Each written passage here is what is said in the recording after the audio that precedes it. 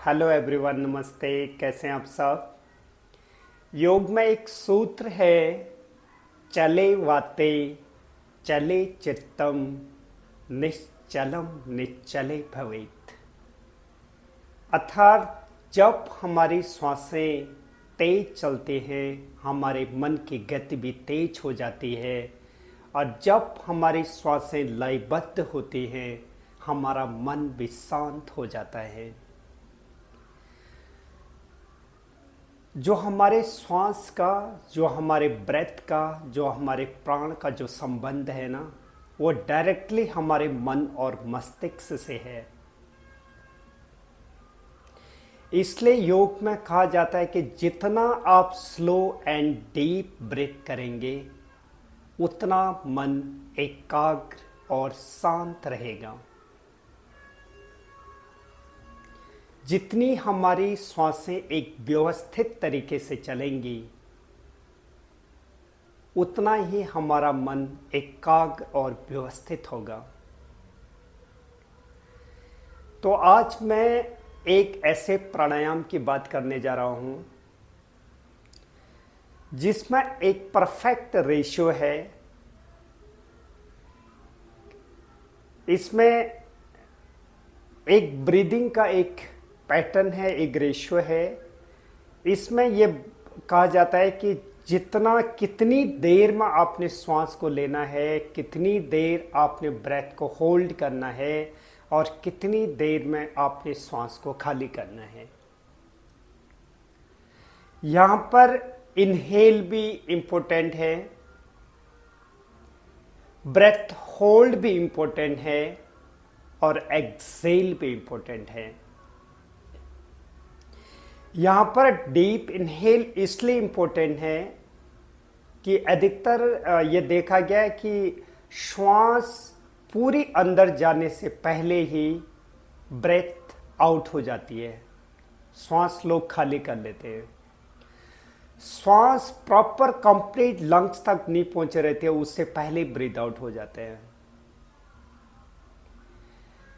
Breath hold इसलिए important है कि जब हम डीप इनहेल करते हैं, ब्रेथ को मैक्सिमम अपनी कैपेसिटी के अकॉर्डिंग ब्रेथ को होल्ड करते हैं, तो ऑक्सीजन को कार्बन डाइऑक्साइड में परिवर्तित होने के लिए, एक्सचेंज होने के लिए पूरा टाइम मिल जाता है। उसके बाद ब्रीथ आउट एक्सेल इसलिए इंपॉर्टेंट है क्योंकि जो अंदर हमारी CO2 होती है, कार्बन डाइऑक्साइड, उसको अच्छे से हम बाहर कैसे लेके आ पाए, वो भी बहुत इंपॉर्टेंट है। 3 चीजें बहुत इंपॉर्टेंट है।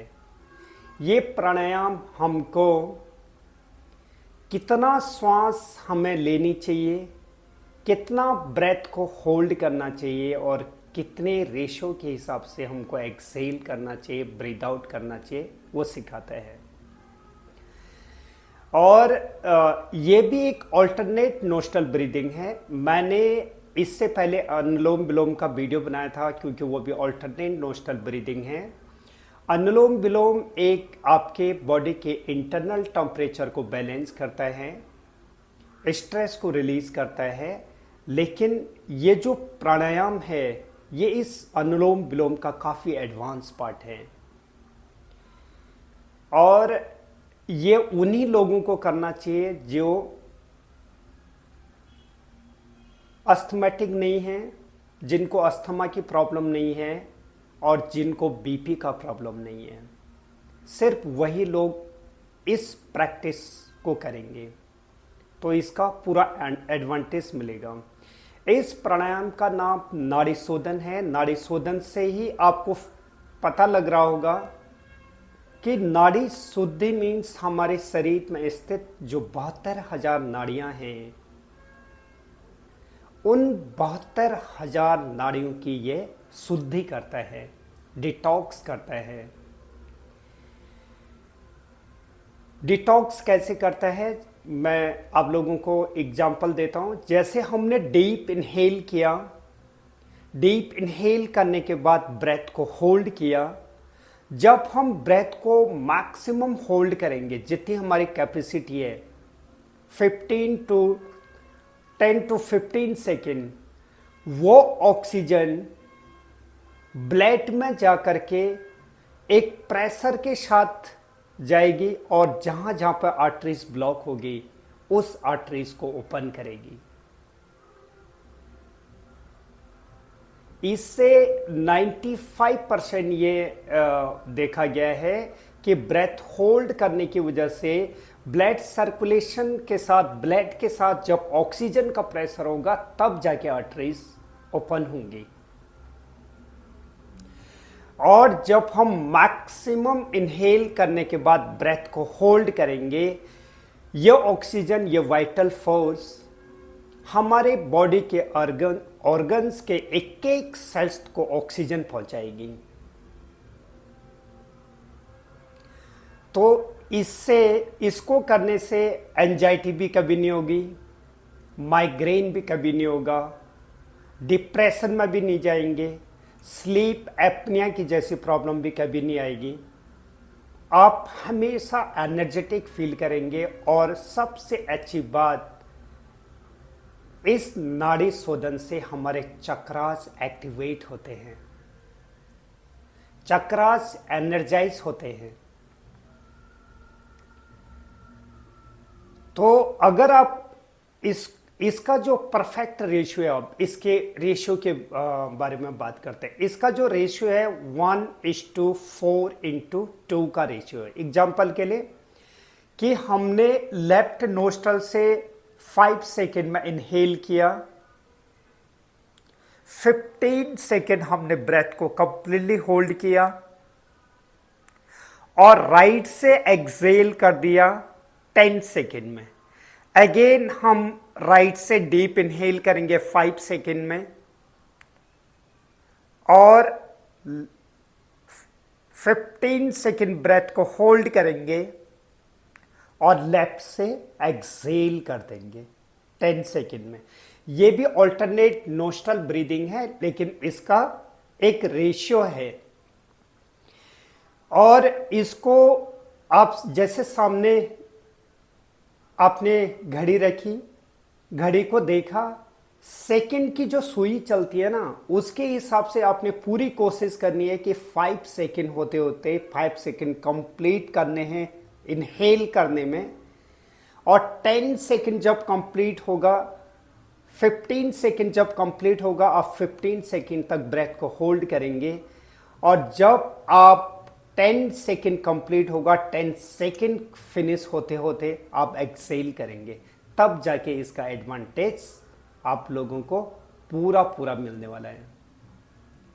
जो लोग, आई होप जो लोग पहले से योग कर रहे होंगे, जो इस नाड़ी शोधन प्राणायाम को कर रहे होंगे, उनको बहुत अच्छा एडवांटेज मिल रहा होगा।